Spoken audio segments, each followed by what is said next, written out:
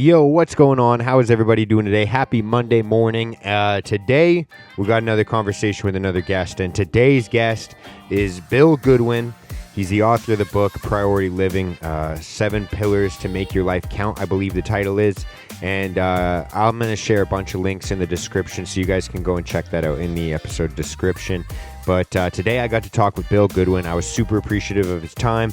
We got to talk about what he does, why he does it, and boy, does he have a crazy backstory. And so I tried to pick his brain as much as I could in the little brief time that I had, and I'm looking forward to the next time that I do get to chat with him. But before that, I hope you guys enjoyed this conversation as much as I did. Let's jump into the episode. Let me know what you guys think. All right, let's jump in.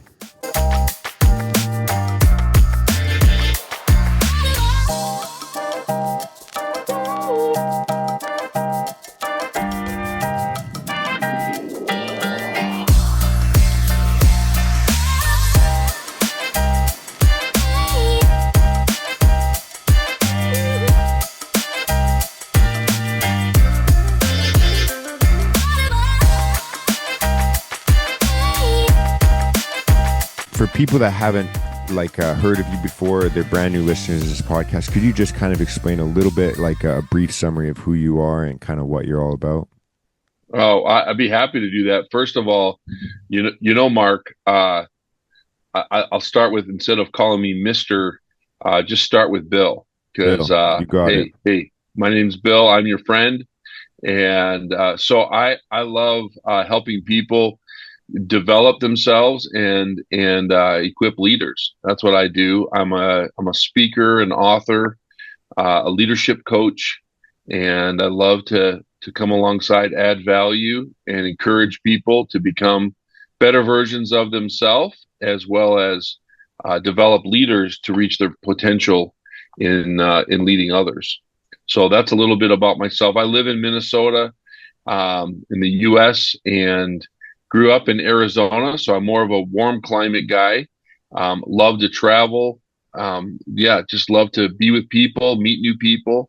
I'm glad you got your workout in. I like to work out, and just take good care of myself and be a person who lifts up other people. That's a little bit about me. That's awesome, man.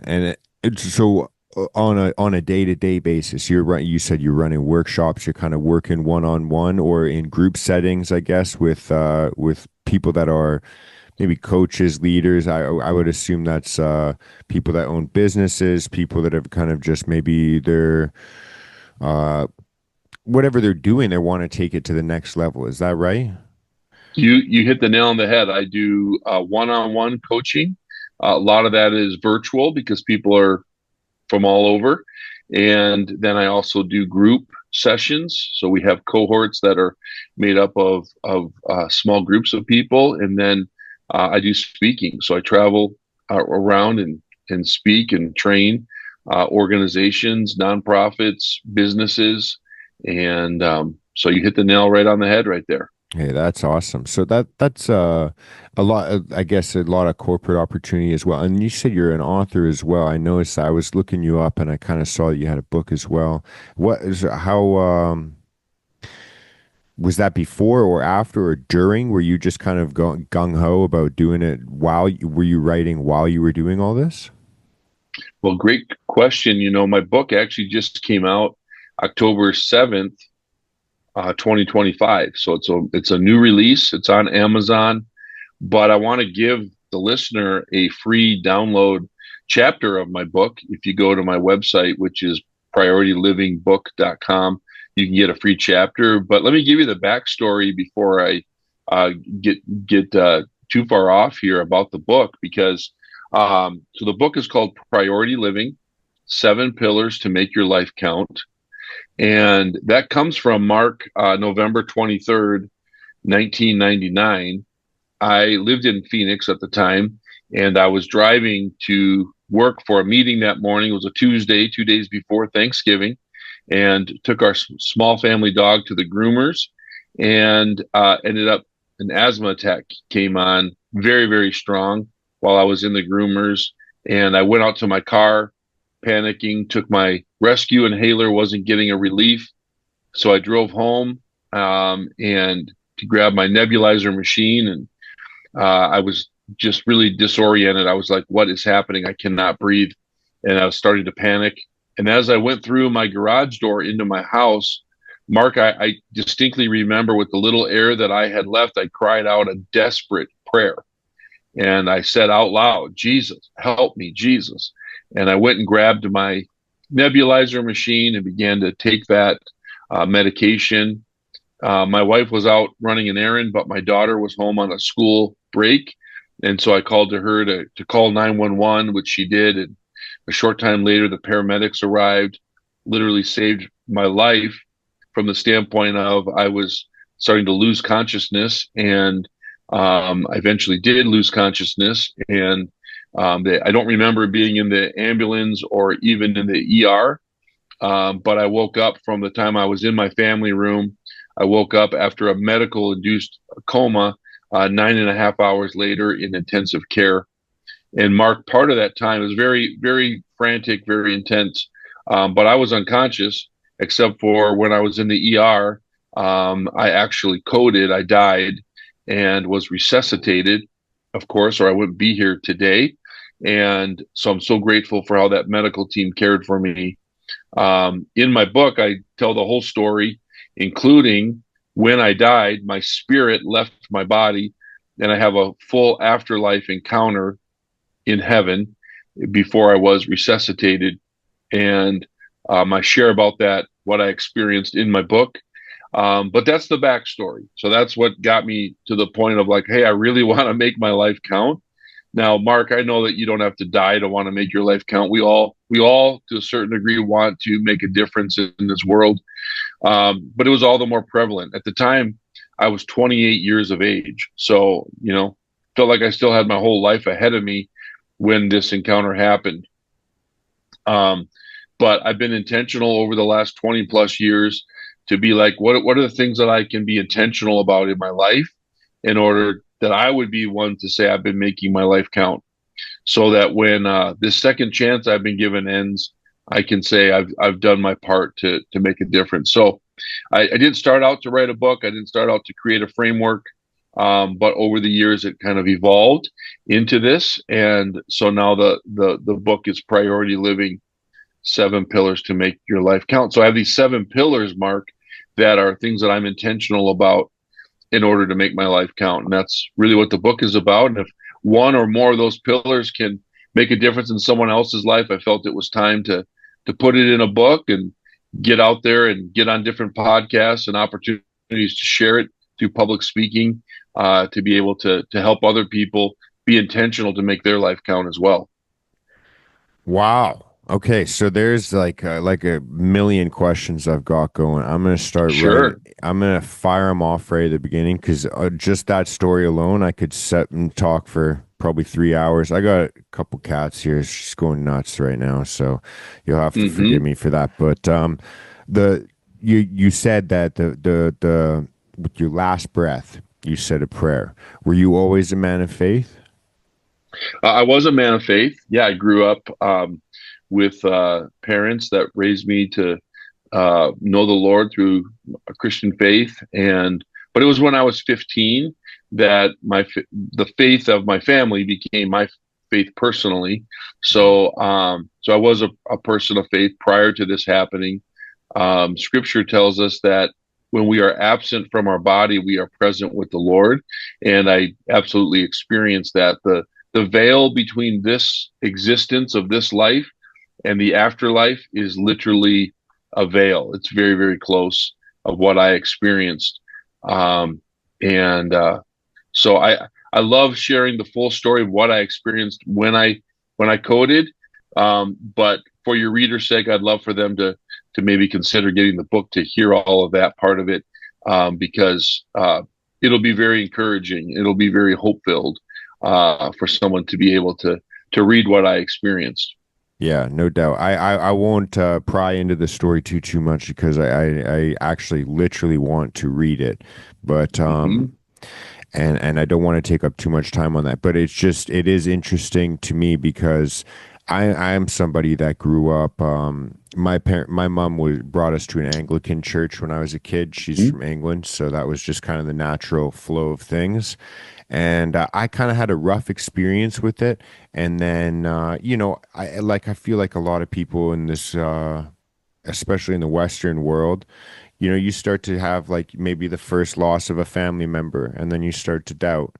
You start to have your Hmm. faith kind of wavers, and then of course you fall into the trap of growing up around here. You want to party, you want to do certain things that, Yes. and you just walk away from God a little bit. And I'm 30, and it wasn't until I was about 25, 24, 25 when I started thinking, it was actually like a crazy, it was I don't want to like kind of uh deteriorate the value of what you're saying by saying by because it sounds silly what I'm about to say, but I had a Hmm. crazy mushroom trip and thought I was gonna die. Yeah. And in that moment, I remember thinking like, I don't want to die. I don't want to die. And that was kind of one of Yeah. the things that I was like, well, why does this scare me so much? Which to the odd person or the average person, that might not be a profound thought, but for me, it was. It was Hmm. like it was one of the first times where I definitively knew I don't want to leave this earth. I really want to stay here for now. I don't know why. I like it doesn't Hmm. seem to be working out for me right now, but I for Hmm. some reason I'm drawn to just continue to keep being here. I don't want this to end yet. And there's something about when you kind of are that desperate that even in times where like you lose your kid. I don't know if you have kids. I don't have kids, but hypothetically speaking, you lose your Hmm. kids or you feel that fear. There is something odd that I was so drawn and compelled to pray, to Hmm. to say, please help me. Like there has to be an Yes. outside source. And as somebody that was a believer, then a non-believer, and now I'm a believer and a follower of Christ again, it's kind of there is a profound thing behind that. And that is something that the first thing that you said, you're like, with my last breath I said a prayer. I felt that because it's like literally I've been obviously not in those shoes before, but Yeah. I've been in that position where all I knew to do was just drop to my knees and just beg for mercy, you Hmm. know? Yeah. Well, I think the powerful story there too that you've had. I think the for many of us, the simple prayer of help and looking to a higher power, looking to our Creator, looking to the divine, looking to, in my case, Jesus, to be the one that I would call upon in my time of need. And He was there. He answered. He heard my cry, and He put my feet on a rock and gave me a firm place to stand. And I think that it's unfortunate that for some of us it takes that moment of like, oh my gosh, I'm out of control and I'm going to die, feeling that before we turn to our Creator. But when we call out when we call on His name, when we call on Him, and even in the time of need to say, help me, God, help me, please. Um, hopefully we don't have to get to that point to be that wake up call for us. But if you're listening right now and you're like, wow, I'm feeling alone, I'm feeling overwhelmed, whatever it might be, and know that you can call on the name of the Lord. The Bible says that those who call on the name of the Lord will be saved. And so I'm so glad that we're talking about this, Mark. This is something that is just vitally important. In my book, I have chapters on the seven pillars, and then I have a chapter on how to set priorities because it is a book about priority living. And then I have a chapter on foundation. What is your foundation? And foundation of our lives is really important. So, friend, if you haven't thought about what's the foundation of my life, this might be a time to begin to start to think about, what is the foundation of my life? And for me, it's become very clear that the foundation that I built these seven pillars on, that builds a life of priority living, is my faith. So I'm glad that you're okay, Mark, and I'm glad that you're in a place where you've come back to your faith, and how that, which was foundational in your upbringing, you return back to it. Yeah. Well, that it is. It's yeah. It's a powerful feeling, and even just kind of hearing you say those things, I just couldn't help but smile, man. It's such Mm, a, I could feel the kind of love and yeah, it's something that it deeply impacts me, and it's something that I think about a lot, and it's tough to find other people sometimes. It is crazy though that the more conversations I've openly had about it, hmm the more connection I feel. Which like I said, tough to feel nowadays with the screens that we're just staring through, but Yeah, it is something that's really powerful. But so getting into your book without obviously giving away all the dirty details, could you give us over the like an overlay of the seven pillars? Because I like that analogy. I used to work, like I said, actually in the fitness industry, and there was hmm always like kind of a pillar system that they'd use, I guess, or like a different those pillars of fitness. And so they'd kind of break it hmm down into these are the things you need to focus on with nutrition and blah blah blah blah blah. But but sure, but I actually, it's interesting because I actually I kind of use that same idea when I kind of evaluate where I'm at in life. I always kind of look at, okay, my relationships, etc., my work, hobbies. But what I'm curious to hear about what you consider the seven pillars are, and kind of how you break them down without, because sure. I'm I, happy to share them. Yeah, yeah. let's dive into them. This would be great. So the first pillar for me is purpose. Hmm. That we need to get clear on our purpose. Mark Twain said, "The two greatest days of your life are the day you were born and the day you discover why." Hmm. Whew, that's all about purpose. Right. You have a purpose. You were born for a purpose. I was basically given a second chance at life for a purpose. So we start with purpose. Purpose turns your passion into impact. So in the book, I have 10 questions that I talk about that help us unpack our individual purpose. And I also have a QR code with an assessment that you can take online that it's called the purpose factor, and it gives you clarity on your purpose. I'm also a purpose coach, so I love walking people through a debrief on that assessment and helping them get clarity on their purpose. Mark, when we start with clarity, because clarity always precedes peace, and clarity always precedes success in our life. So we get clear on our purpose, and everything else starts to unfold in our life. So we start with purpose. The second pillar is growth, to be better today than we were yesterday. Let me tell you a story about that. When I was a teenager in my, 15, 16, 17, I have an uncle, my uncle Tom and my Aunt Carolyn were entrepreneurs, small business owners, quite successful. And my uncle Tom took me under his wing. He saw potential in me. I was trying to find my way as a teenager and trying to find my identity. And my uncle began to teach me about personal development, about setting goals, about moving forward in my life in such a way. And so, as it turns out, he introduced me. I don't know if you ever heard of Zig Ziglar or Og Mandino. These are personal development people. So their books and their back then it was cassette tapes. Kind of dates me a little bit, but I was learning how to better myself, and so I began to live a life of growth. Most people accept their lives, they don't lead their lives. So the only guarantee that tomorrow can be better for us is if we're growing ourselves today.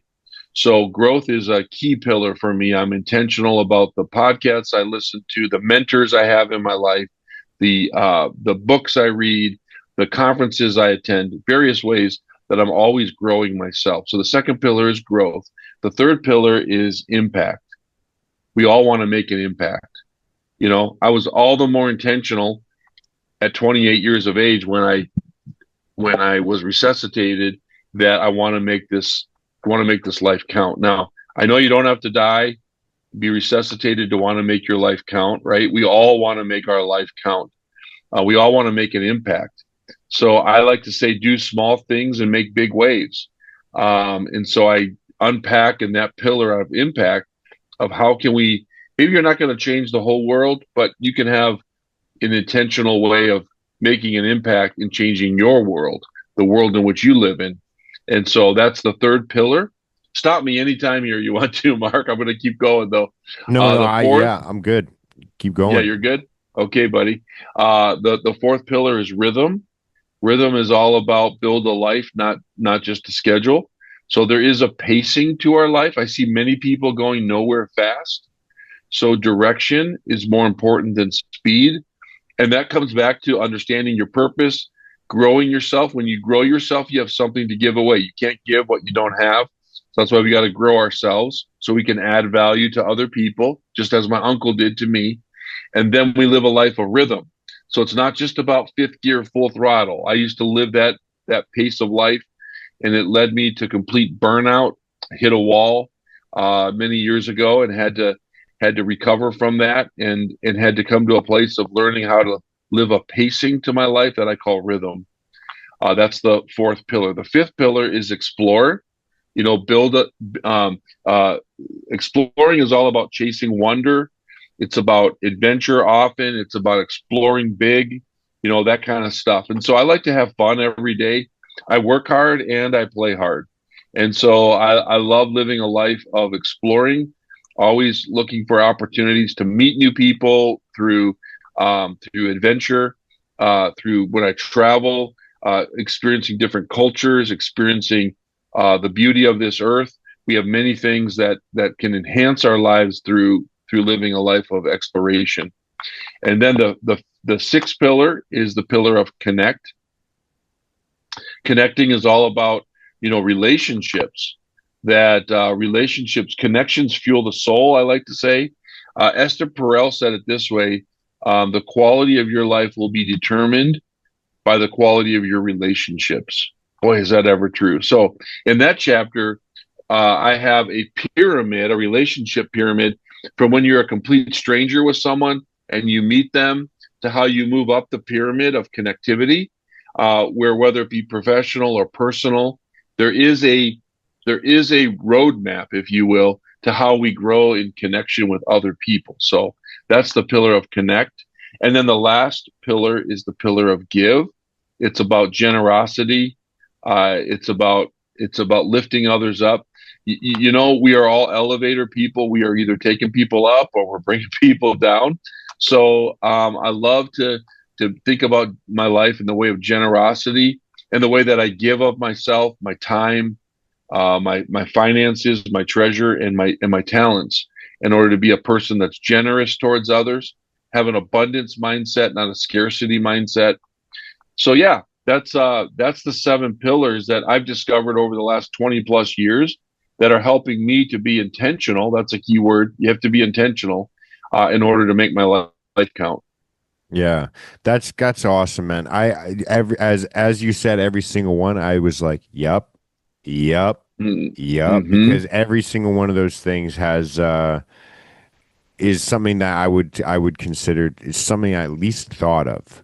Rhythm, especially, is like one of the things that you were talking about. That I'm one of those guys where I'm either full throttle or I'm just vegetable on the couch. But Yeah. um, I've definitely had to kind of adapt a lot more of my behaviors around kind of just like recuperating recently. Just Mm-hmm. thinking that Mm-hmm. way, as opposed to doing more, kind of taking away some things, and Sure. it's kind of helped me out a little bit in terms of being able to slow down. I wanted to actually ask you a weird question. Maybe I don't know if you've been asked this before, but I get that you had a good mentor in your uncle growing up, But a lot of the times, especially like something I've had asthma attacks, I've had anxiety attacks, like Mm, kind of the panic attacks. Obviously, hmm not to the same degree. However, there is kind of a tendency, at least in myself, where I've thought those kind of thoughts of like, fuck, man, sorry, I shouldn't swear, but like, why me? You be Like, you. yeah, thank you, man. But like, why me? Like, I can't believe, like, why is this happening to me? I was like, there was so many times in my life where I thought, like, legitimately thought, was I Mm, built inferior? Like, was I not meant to make it? Is this just cushy world keeping me alive? Like, is that a mm, weird thing to think? I like kind of a victim, like a, kind of the ultimate victimhood mindset. You know what I mean? Where mm. it's like, dude, am I not meant to be around here? Like, am I not meant for this world? And that's kind of like, I don't know if you've ever had those, not the exact same thought, but hmm was there like a victimhood mindset along the way of like overcoming this kind of profound event? Or was it instantly like I need to use this to shift and create something better? Well, I think that the thing that I did question is why when I died wasn't it my time to be done, to be expired from this planet, and um, and then I also would question other people that I know or other loved ones, that I know that have lost people in their life. Why did I get to come back and other people didn't? So I've kind of questioned more of those kind of things. But your questioning that you mentioned, Mark, I don't think is unreasonable, or I don't think you're alone in that. I think other people, probably somebody listening right now, has had some of those same questions. Um, but I do know that, coming back to my faith, that that Jesus, this is a quote from Jesus. He said, "The thief," meaning the enemy, the devil, he says, "The thief comes to steal, kill, and destroy." So our lives are always a constant. We're in a spiritual battle. We're not just in a physical state. We're in a spiritual battle where the enemy is trying to steal, kill, and destroy our lives. And but Jesus goes on to say, he gives he gives that warning. Hey, the thief comes to steal, kill, and destroy. He says, but I have come to give you life, and life abundantly. So yeah, when you have those thoughts, I would say you're not alone. That's probably the effort or the attack. I'll put it that way, of the enemy to try to cause us to not want to be here. And I think that shows all the more, Mark, that God has a big purpose for your life. He's got a big plan for your life, because the enemy doesn't want you to fulfill that purpose. He Right. wants you to be snuffed out and be like, okay, I can be done with that one. I'm off to the next one.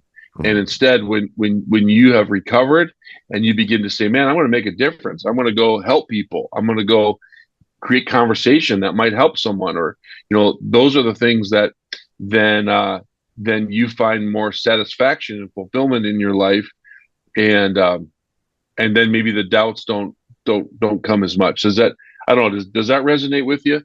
Oh yeah, for sure, man. I was just more curious if like if you had those kind of wavering thoughts at all along the way, but it Hmm. sounds like you kind of had, I guess maybe just different ones. Yeah, It is interesting because as you say it, I go, yeah, that's kind of the obvious thought, but I hadn't even thought of it, so it wasn't obvious to yeah. me. But it's like, yeah, Hmm. why did I come back? How come my uncle? How come my grandpa didn't? How come? Yeah. And then there's people that are like a lot younger, and you're like, are you kidding me? This teenager doesn't Hmm. come back. And so it is an interesting thought of like, why, how come me? Why me? Right. Right. Yeah. So That's I want to make my life count. And when I say that, I had another person ask me, so what does it mean to make your life count? Like, what does that mean to you? And for me, it's not about me. I think it's important to state that it's not about me. It's making my life count is about is about adding value to others. It's seeing that others are people of value, and I'm a person of value, so I want to add value to others. I want to encourage others. I want to lift others up. I want to support others. When you think about the word encouragement, encouragement is putting courage in others. And there's a great quote. I love quotes. If you haven't noticed, I love quotes. I No, love I do reading, too, so I'm man. learning from other people. So Truett Cathy, do you guys have Chick-fil-A in Canada? You I know don't. what? Actually, we don't, but I'm familiar with it. Okay, all right. Well, the founder of Chick-fil-A restaurant in the United States many years ago, he said, "Who needs encouragement?" And then he answered his own question by saying, "Everyone who's breathing." I love it. I Ain't love that the that quote. truth? Yeah, we all need encouragement. So my life, to make my life count, is not about me. It's about how do I encourage others? How do I put courage in them? How do I lift others up? How do I add value to others? Those are some of the ways I say it. But so yeah, that's to me what it means to make my life count. And I think when we well, I'll say it this way: when I get over myself, you see, when I get too focused on self, that's when I begin to feel like the victim. That's when I can begin to feel overwhelmed. I ask the questions, why me? All that. And so when I start to get out of myself or get over myself, and I start making my life about encouraging, lifting others up, then all of a sudden I find my life to be so much more satisfying and fulfilling, because I'm giving the best of what I have to others. And that to me is the definition of purpose. Yeah. And it's so easy actually to misconstrue that as well, I feel like, because when I was, again, in my stage of trying to make as much money as I could and party as much as I could and forget about this Hmm. life, I poured my money into other people, buying Yeah. them drinks, come to the bar, come to the club, do this, let's go for food, buying new shoes to try and make myself look better, make myself more like just pleasable to people, trying to be somebody else, like a people pleaser, And Hmm. I thought in my head, every time I'd be looking at my bank account saying, how much did I spend last night on all these people that literally don't care about me? And there was this weird thought of like, but I'm pouring all myself into these people, and not realizing like literally my glass was empty. It's like you're not Mm, pouring shit out, dude. It's just hmm. you're throwing money at people, but that doesn't actually like improve their lives. If anything, you're Right. probably making a negative impact on them. So like it was like a couple of years where I had to kind of just hermit myself away and be like, dude, I gotta fix a lot of things going on here. Like this is Mm. not, you know what I mean? Like there is, and you kind of said that earlier. Like you can't get, I can't remember the exact way you worded it. You said you can't give Yeah, you some, can't give away what you don't have. can't give away what you don't have. Yeah, Yeah, I, so we got to fill ourselves up. We mhm. have to, and when we fill ourselves up, that's personal development. So that's being poured into in a variety of ways. And now we have the self confidence, the self. We understand our self worth. We're not selfish. We want to be selfless, and we're able to give things away to other people. Yeah, and when you ordered these the pillars, I'm assuming you were kind of intentional about it. But if you were to, um, I guess it almost answers the question. But would you say everyone should start with the first one you started, or do you think that individually speaking, there's going to be different ones that are going to, I guess, benefit individuals more? Hmm. What do you think is Yeah, maybe your favorite pillar, or what you'd recommend for people to start with, or yeah. Well, how for would me, you? I always say start with purpose. When you get clarity on your purpose, a lot of things start to fall in line, and I call that being purpose aligned. When you know, as Mark Twain said, why you are here, boy, that's a great day. And now you begin to lean into that and say, I'm here. So for me, I'm here to inspire excitement around a cause and create shared experiences. That's my purpose. So I love to gather people together, inspire them, around a cause of whatever that cause might be. And so we have shared experiences. I'm a people person. So that's a big umbrella. I can put a lot of stuff under that to fulfill my purpose, but that's how I give the best of what I have to others. So I'd say, if you're not sure of your purpose, start with purpose. If you have some understanding of your purpose, maybe you don't need to start there as much, but you need to look at the other ones. Am I growing myself? Mark, I always like to ask these two questions. What are you doing to grow yourself? And what are you doing to grow others? Mm. Those are two foundational questions. We're growing ourselves and we're growing others. If you're in that space of going, man, I'm growing myself, then and I'm pouring in. Maybe I got someone I'm mentoring or whatever. I'm lifting up.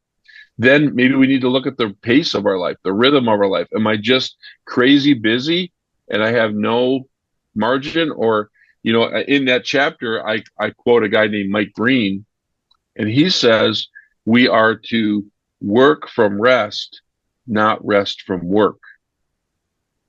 Think about that. Mm. Even earlier, you were just sharing how like you're all in. You're like all in, or you're like, you're worn out. Yeah. And but if we start with rest, which isn't doing nothing, rest is an intentional mindset that we have of replenishing ourselves. Sometimes that might be binging Netflix, but rest also can be something intentional. It could be being out in your garden. It could be going for a walk. It could be some people rest even with their exercise. They're reframing their mindset because of their workout, and that gets them no longer feeling depleted, but feeling charged up. So there's a lot of different ways we can rest, quote unquote rest, but yeah, for somebody it might be rhythm. Or how are your relationships? How's your connections with others? So each one kind of stands on its own, but you're asking where someone should start. If you're not sure your purpose, I'd say start there. But also, as you read through these in my book, you might resonate with one or more at certain seasons of your life. By the way, I want to mention this isn't a framework to become wealthy and successful. That's not what this is. This is about the purpose and the meaning and the fulfillment that you find in life. And it's also something, these pillars are not something that you do and you arrive. Like, okay, I done that one, got the t-shirt, I'm good. No, we're always leaning into our purpose. I'm always intentional about growth. I'm always looking at my rhythm. I'm always, each one of these are something that it's a lifelong just unfolding in our life, not just like, hey, I did it, and now I don't have to do that anymore. And you know what? I actually appreciate the latter half of what you said a lot, because I think that there is kind of like that corny Instagrammy version of just like, I'm going to help you turn your 5-figure company into a 6-figure company. Yeah. And it's like, dude, at the end of the day, there's still millionaires that blow their brains out. Like I do really appreciate that message a lot, because that sense of purpose, in my eyes, if I could just summarize that, for me, it makes the mundane, like garbage feelings that we have on a day-to-day basis worth it. Like those are the times where Yes. like, and at first you kind of have to like almost like fake it till you make it. I feel like in my eyes, like I had to tell myself, dude, it's all worth it. Dude, it's all worth it. I do home renovations. That's what I do. Oh I'm a yeah. carpenter by trade. And so there Hmm. was so many times, like literally, I still feel it from time to time where I'm like, man, why am I doing this? Digging a trench in the rain for for a pipe or something like that. And you're like, dude, why did I choose this? I should have read more books when I was a kid. And then, but nowadays I'm able to be like, okay, well, dude, you get the privilege of running your own business. You have nobody telling you what to do. You have blah blah blah blah. There's all these, and you're able to provide for your family. Like people are willing to trust you with their homes and their money. That's crazy. Like Hmm. there all these types of things where I'm like, dude, I'm living the dream. I can't believe it. And but there was so many times along the way where I'm like, why the hell am I doing these things? You're And right. with it, and I had to like fake it. and be like, dude, it's so worth it. Like imagine when you get to take your girl out for dinner this weekend, or imagine like, oh, I don't have to. I can take a break because I can create my own schedule. Those types of things. And again, it was probably like 4 or 5 years where I had to like forcefully tell myself these things. Like sometimes it was literally like those days where you're driving home with the radio off in the truck and you're just driving and your brain is completely gone. And like I'd verbally tell myself, dude, it's worth it. Dude, it's worth Hmm. it. Dude, like I would have to repeat sentences like that. I'm Yeah. a weird person that way, but Well, it, think of this, Mark. Sorry, you finish. I was cutting you off there. Sorry about that. oh no, I'm good. I was just gonna say it took years of saying those things to myself before I realized, oh, I don't get these thoughts that often anymore. You know, Hmm. and when they do, it's like it's okay. I've decreased the, I guess, I'm trying to think of the frequency. I've decreased the Hmm. frequency and the intensity of these kinds of things, and it's Wow. like, and it's again, it started off with like a very cheesy, corny, like fake it till you make it type of thing into like slowly, and that's it's just kind of a testament to what you're talking about in regards to purpose, because it's not like, dude, you're gonna make so much money. You know what I mean? Hmm. It's more like, imagine like this is why you're doing it. Like you could just go Yes. grab a union job and work and do something else, or try a white collar job, try something else. So there was all these a million and one things, and it's like, no, I think I'm on the right path right now. Actually, this is kind of a good place for me to be. It's, Yeah. Well, but think of this. Think of this phrase. Everything worthwhile is uphill. Mm. Everything worthwhile is uphill. If it were easy, everyone would do it. Right, So we have to realize that everything worthwhile is uphill. Not only is it uphill, it's uphill all the way. yeah, yeah. So It's like so it's Sisyphus, man. yeah, but so oftentimes we can have uphill hopes, but we have downhill daily habits. Mm, So it's the things that we do daily. My mentor John Maxwell says it this way. He says leaders are made daily, not in a day. So we build our life by the intentional habits that we put in our life, the things that we do consistently, day after day after day.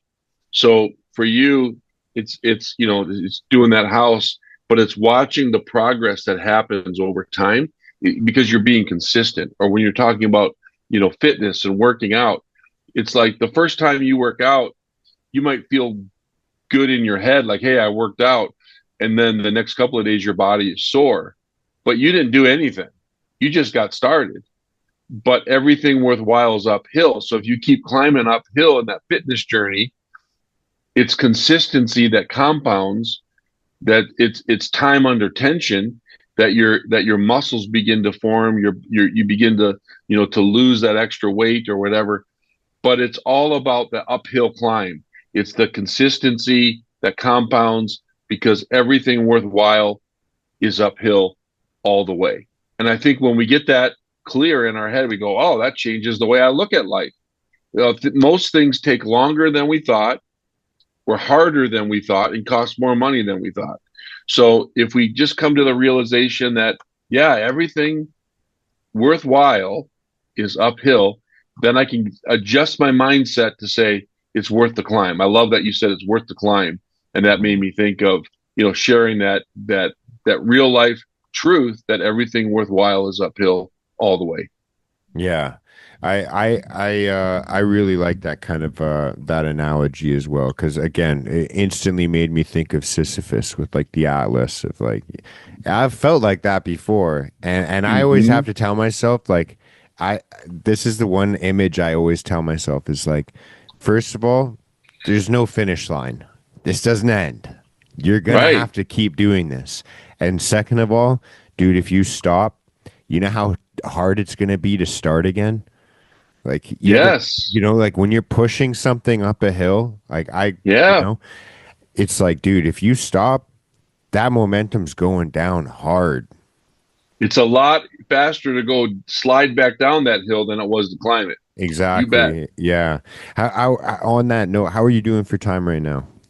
I got just a few minutes, but I'm loving this conversation, man. Yeah, sorry. I literally could just go on forever because Oh man, same with you. This is yeah. I enjoy talking to you. Yeah, I have what do you think, I guess is this is kind of an interesting question I just thought of is what do you think the main thing, like if you were to take everybody that you've helped with your workshops, with your one-on-one, um, people that you've talked to in regards to your books, if you were to take everybody on aggregate and say like, hey, this is like the one thing that most people say when they've read the Hmm. book or after they've done a workshop. What would you say that that is? Whether it be like kind of like a positive thing of like, hey, this is the thing I took away from it. Like if there's that kind of common thing, Hmm. or if you kind of hear like again on aggregate of like this is a common problem they all deal with. I'm Well, I curious to think, hear about that. yeah, I think one of the things that would be frequently heard is that through my coaching, through my speaking, through my book. Again, I want to mention if someone wants to get a free chapter of the book, they go to PriorityLivingBook.com, and you can get the book on Amazon. But I would say the thing that I hear over and over from people is the fact that that I'm a hope strategist. I'm a hope strategist. So when I'm coaching individuals, when we're working together with a coaching group, or again, my speaking or reading my book, is that I give people hope. Not only hope of eternity, but I give people hope for today. Hope that your best days are ahead. Hope that no matter where you've been, no matter what you've done, no matter what's going on right now, although that helps to form and shape you into who you are, that you're not stuck there, that you can make the rest of this year the best of this year, no matter how many days you have left in the year, and you can make the rest of your life the best of your life. So I'm always one that can come up with strategies and tactics to help people get from where they are to where they want to be. And in doing so, I give people hope. And so I'm a hope strategist, and I love helping people become better versions of themselves. Therefore, as we grow ourselves, then we can grow our business, and we can grow the people around us. We can develop the leaders around us once we've developed the leader within us. So that's what I'm. That's kind of the through line for me is that being a hope strategist to help other people develop in a positive manner. I love that, man. It is something that it's tough to find nowadays. I feel like if you are just Mhm. kind of sitting around on social media doom scrolling or you just kind of yeah, that's you watch the news. Dude, if you watch the news, there's no shred of hope. You're like, dude, when I No. still talk to people that, and I don't know what your thoughts are. I literally purposely don't watch the news. I don't even have cable. But Yeah. I when I talk to people that are, just angry, stressed, anxious all the Hmm. time, those are the two things I always ask them. I go, how much time do you spend on your phone? And you must watch the news, don't you? Those are the two Yeah. things. Because there's no way you can do those things on a daily basis and not feel stressed and anxious.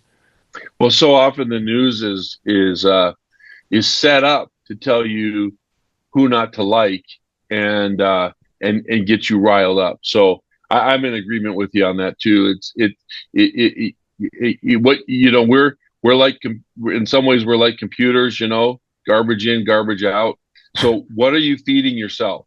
What are you feeding yourself when it comes to media, social media? That's why I choose to focus on positive things, choose to focus on, uplifting people to be around. I say this phrase a lot. I don't know, I may have already said it to you, Mark, but we're all elevator people. We're either taking people up or we're bringing people down. So look at the people around you and look at yourself and say, what kind of person am I? Because to live a more fulfilling life is not to live a negative life. I've never heard anyone say, man, my life is so filled with negativity and drama. And man, I love my life. No, it's people that are living with that negativity and drama that are miserable. They're not happy. The most fulfilled people are people who are positive, who have good connections with family and friends. They have authentic faith. You know, those are the types of things that I see over and over again live to living a more fulfilled life and making your life count with those around you. Dude, one more time, I just want to say thank you so much. I know you got to wrap up here, but Bill, I super appreciate your time, man. I really do, and I still feel bad about me kind of stuttering and flubbing up your name in the very beginning, but I just want to say sorry Hey, for that. no worries. But thank you so No much for worries, your my time, friend. man. It Thank really you. does mean a lot that I got to pick your brain for a little bit here this morning, so I appreciate Oh, it. I enjoy and appreciate you. And again, I'm sure you'll probably put it in the show notes, but people can find me on LinkedIn or on Facebook just by my name, Bill Goodwin. I'm on Instagram at Coach Bill Speaks. And you can also find me at my website, PriorityLivingCG.com.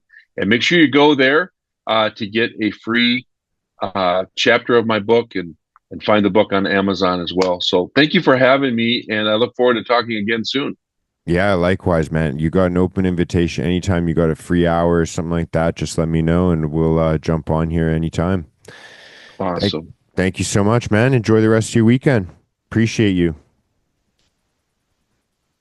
All right, that was absolutely crazy just to break down the episode here. Again, very thankful for Bill coming on here and chatting with me, very patient with me as I ask my silly, dumb questions. But I hope you guys enjoyed that episode. Go and check out the links in the description. Check out his book, check out his website. As you heard, you can get a free chapter of his book if you go to his website. So I'll put the link below for that. And hope you guys enjoyed the episode. Much love. Peace out. See you next Monday. Peace.